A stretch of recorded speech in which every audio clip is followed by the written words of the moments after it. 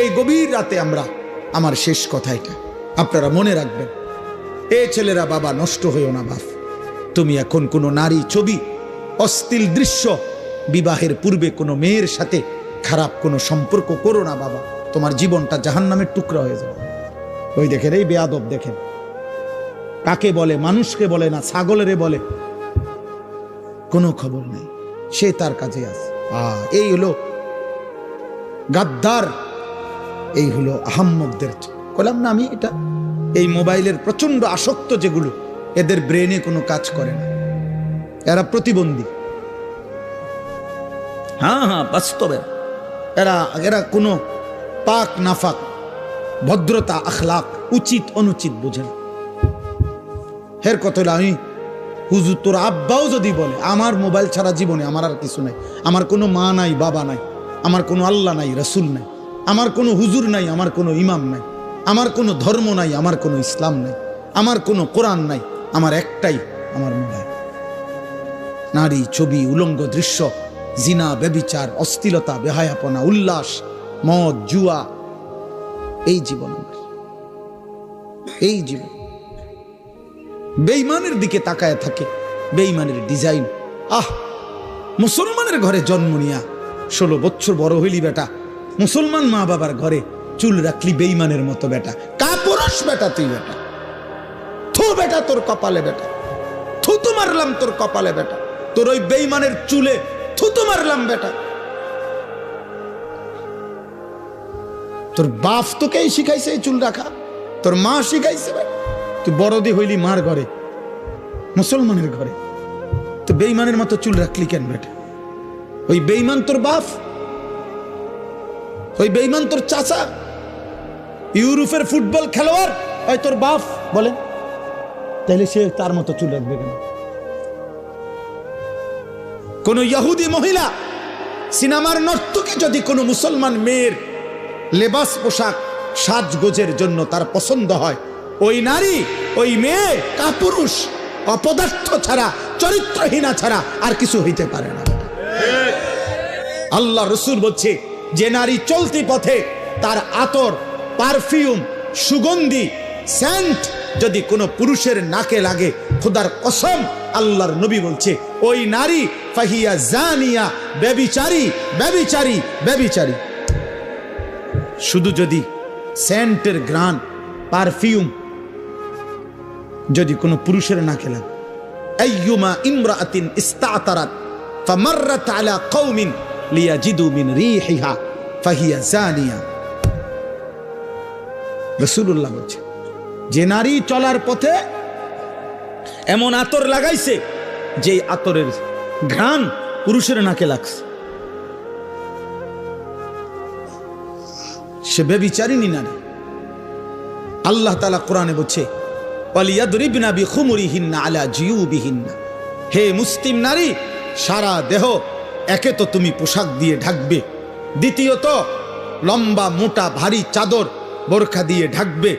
এরপরে আবার আল্লাহ বলছে তোমার চেহারা, তোমার বক্ষ আলাদা, আবারও মোটা পোশাক দ্বারা, আলাদা খিমার, আলাদা ওড়না দ্বারা আবার ঢাকবে।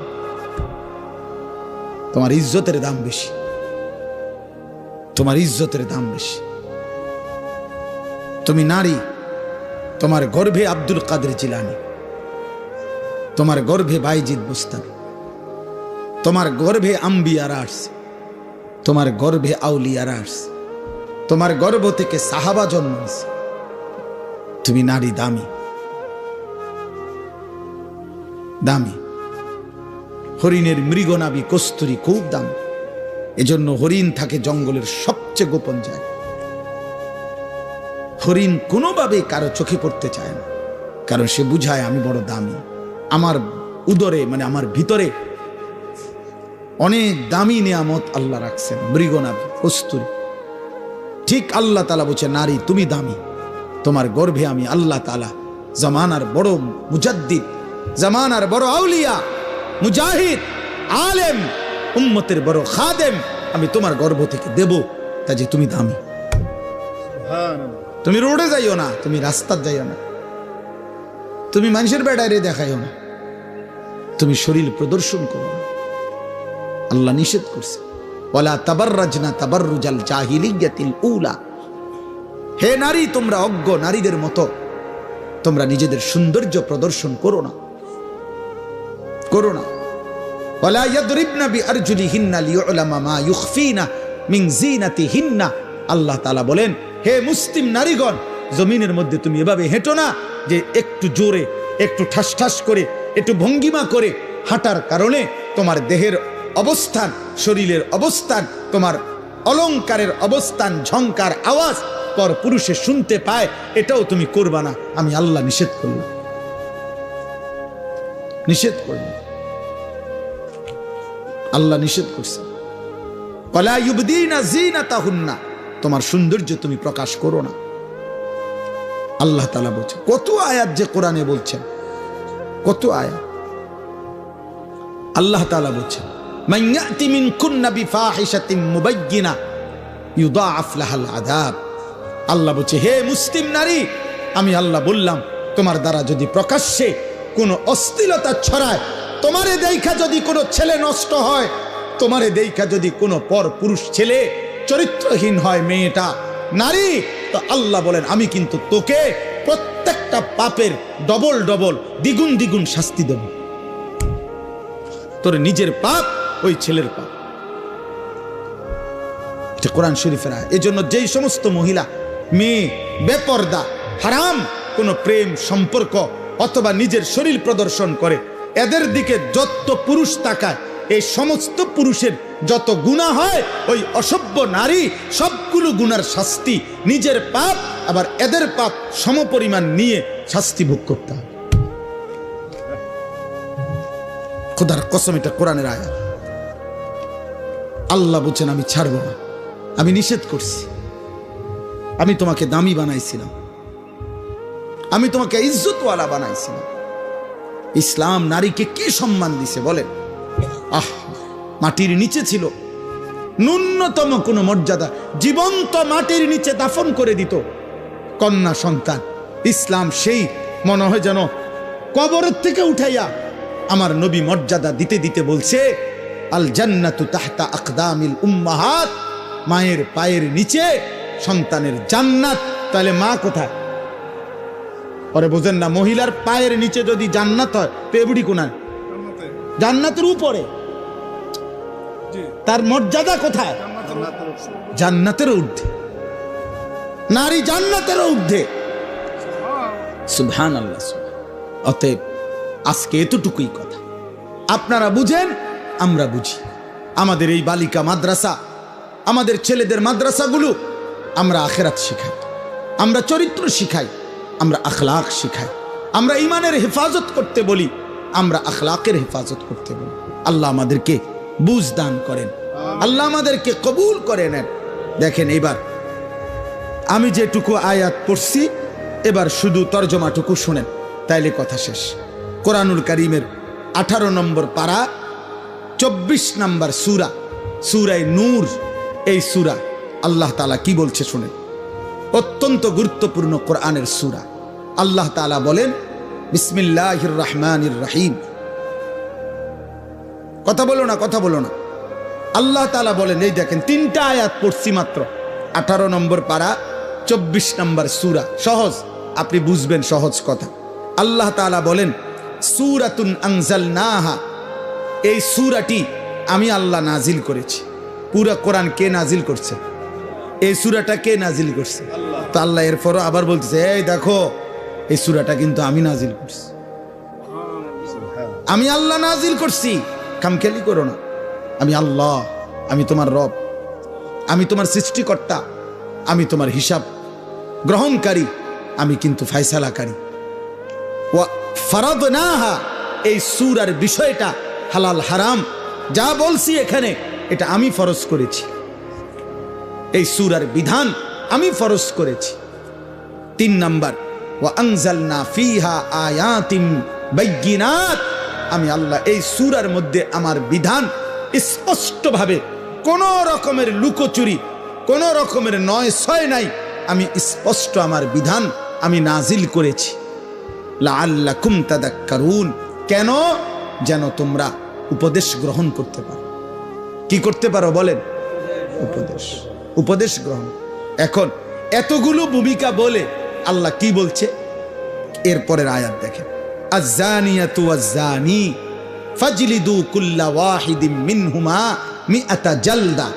এইটাই বলছিলাম, কোন ছেলে মেয়ে যদি ব্যভিচার করে, জিনা করে, আল্লাহ বলেন ব্যভিচারিণী নারী এবং ব্যভিচারী পুরুষ যদি অবিবাহিত হয় তাহলে তাদের উভয়কেই 100 করে চামড়ার চাবুক দিয়ে বেত্রাঘাত করো। ইসলামের কঠোর শাস্তি।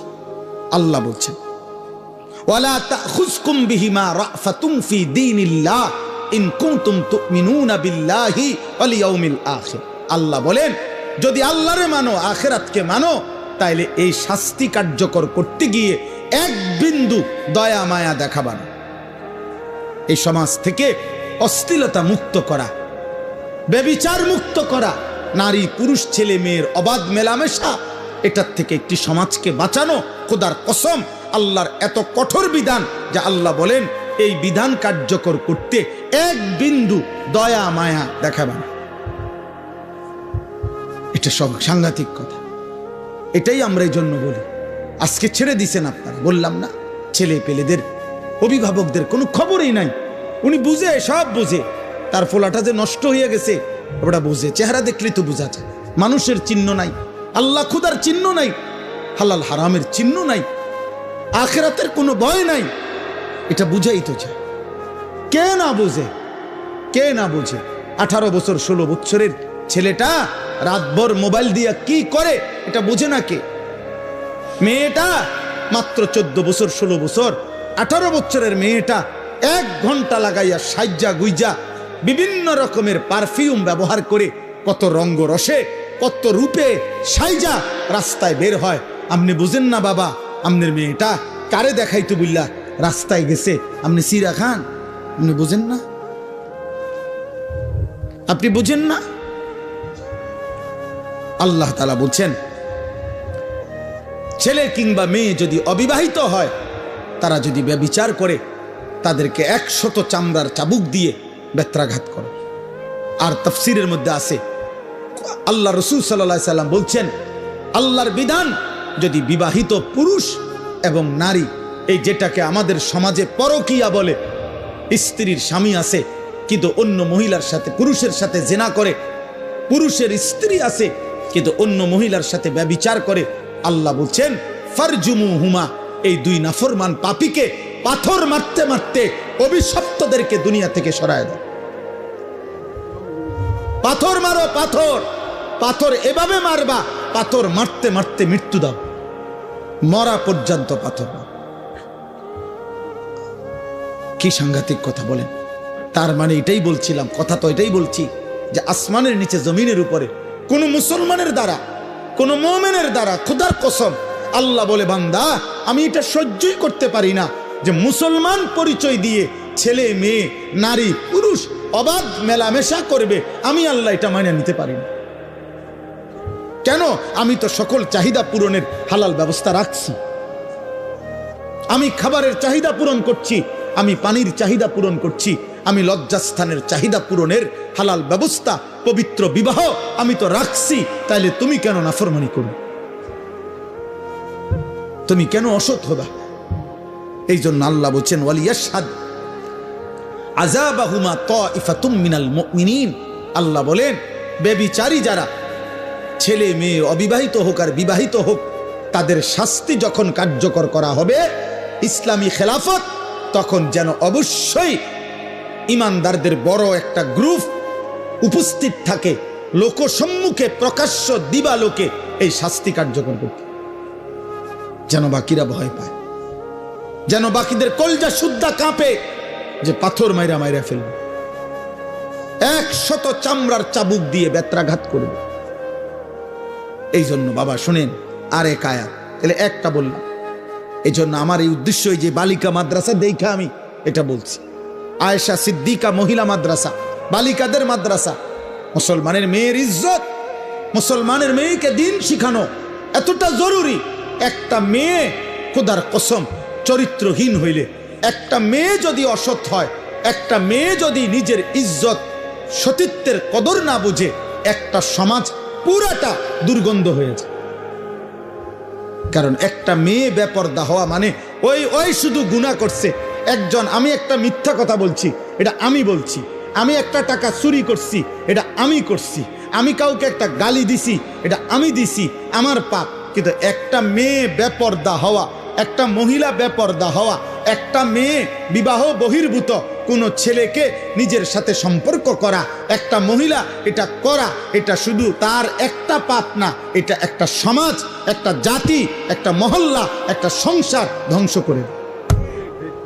শুধুমাত্র সে নষ্ট হয় না, ছেলেটাকে নষ্ট করে দেয়, পুরুষটাকে নষ্ট করে দেয়। এই বংশটা আজীবনের জন্য কলঙ্কিত হয়। তাফসিরের মধ্যে লিখছে পরবর্তী বংশধর পর্যন্ত এই কলঙ্ক বয়ে বেড়ায়, তোর বাবা অসতা ছিল, তোর মা চরিত্রহীন।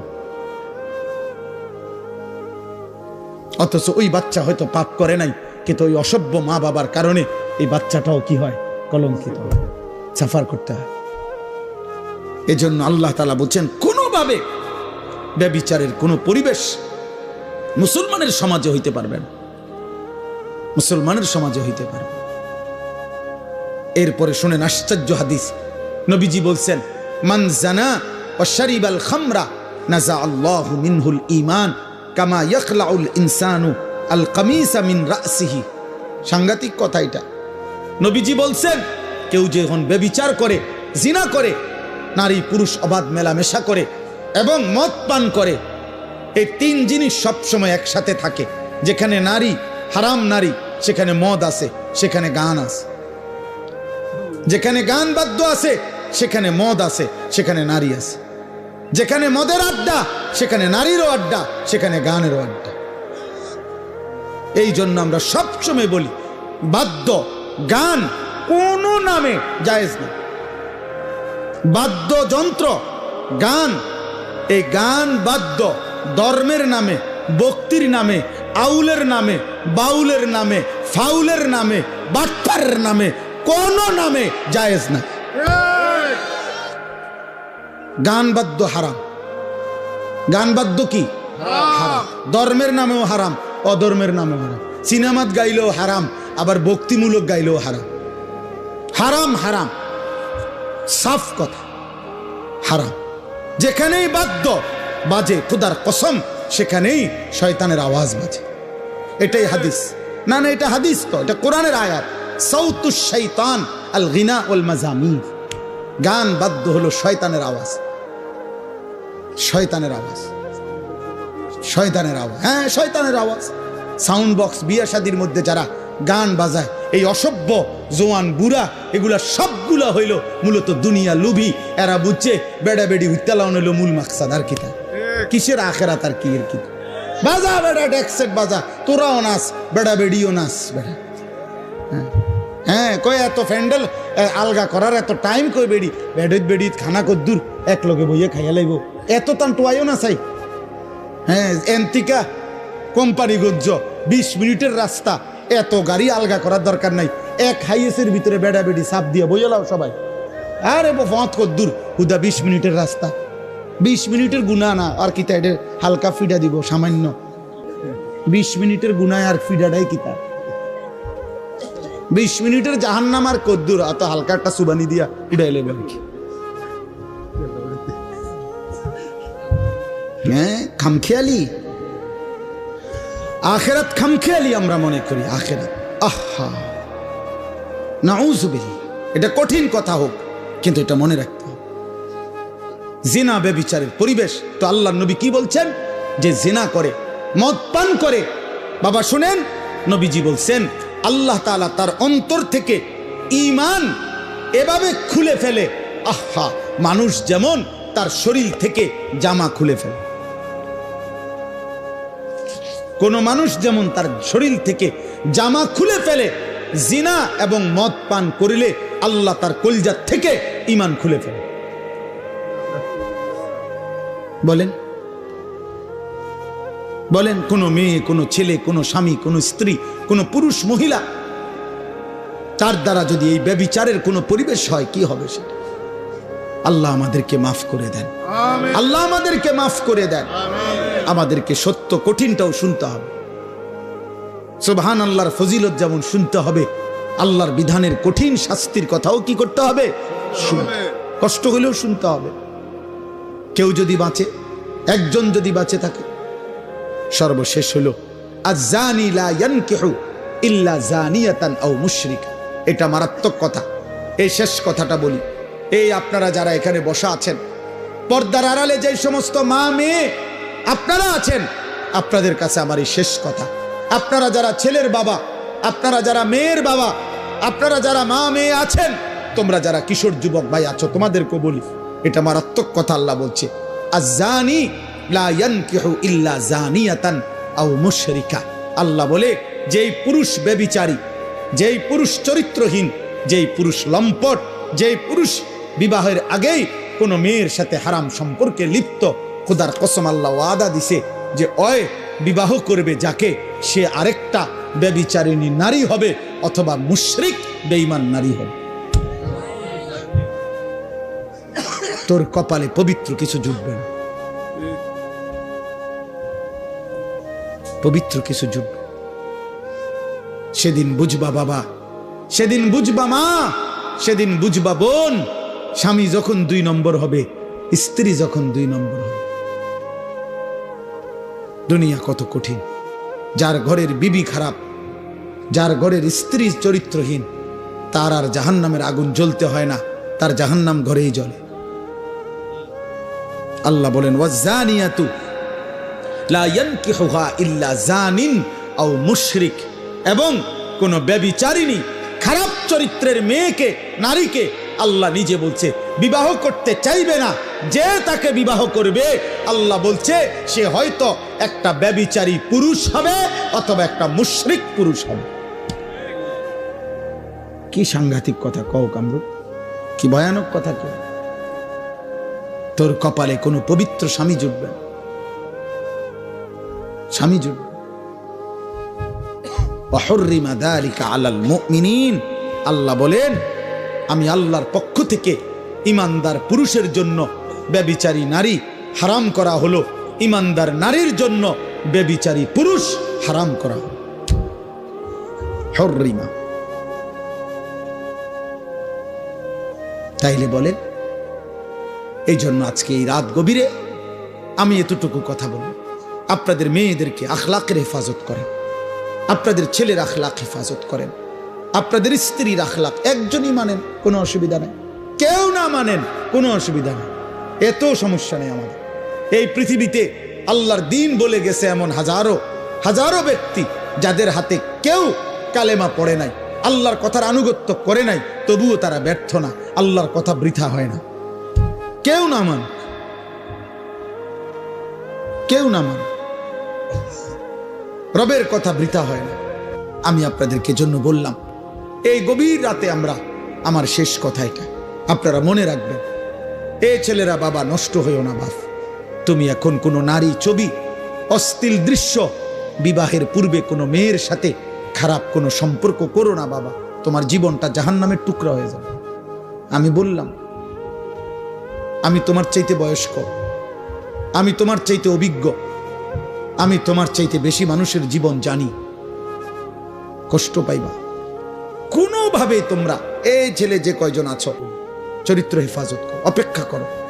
তোমার মা বাবা তারাও স্বামী স্ত্রী, পুরুষ নারী, আল্লাহ তাদেরকে মিলাই দিছে, তাদের ভালোবাসার ফসল তুমি। তুমি কোনো চরিত্রহীন নারীর সন্তান না, তুমি কোনো চরিত্রহীন বাবার সন্তান না, তুমি এক ইমানদার বাবা মার সন্তান। তো তুমি কেন নষ্ট হইবে? তোমার মা বাপ তো খারাপ ছিল না, তোমার মা বাপ তো বিবাহিত, তোমার মা বাপ তো বিবাহিত, তো তুমি কেন লম্পট হইবা? তুমি তো মাকে কলঙ্কিত করলে। যেই ছেলে অসৎ চরিত্রহীন, পৃথিবীবাসী তো তাকে বলে আরে কোন মার ঘরে তুই এসে, তোরে কোন মারে ফেড়ে ধরছে, আহা নাফরমান, পাপ করলি তুই, তো মাকে বেইজ্জতি করলি। তুই কোন বাপের পুত্রে, তা পাপ করলা তুমি, অপমান করলা বাবাকে, বাবারে কষ্ট দিলা, বাবারে লজ্জিত করে দিল। কত বাবা, কত সমাজে সন্তানের অসৎ অপকর্মের কারণে লজ্জিত হয়। হয় না? মেল মিটিং দেন দরবারে, শেষ পর্যন্ত বাবা অপমানিত হয়, মাথা নুইয়া চোখের পানি ফেলতে ফেলতে ঘরে আয়সা বলে স্ত্রীর কাছে, তোমার ছেলে আমার উঁচা মাথাটা নিচু করে দিছে, ওই আমারে আজ বড়া মজলিসে অপমান করছে।